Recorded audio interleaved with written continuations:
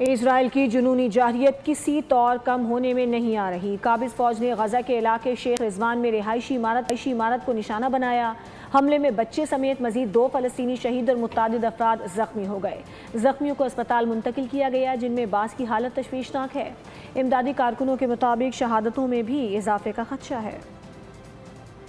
اسرائیل کی جنونی جارحیت کسی طور کم ہونے میں نہیں آ رہی۔ قابض فوج نے غزہ کے علاقے شیخ رضوان میں رہائشی عمارت کو نشانہ بنایا۔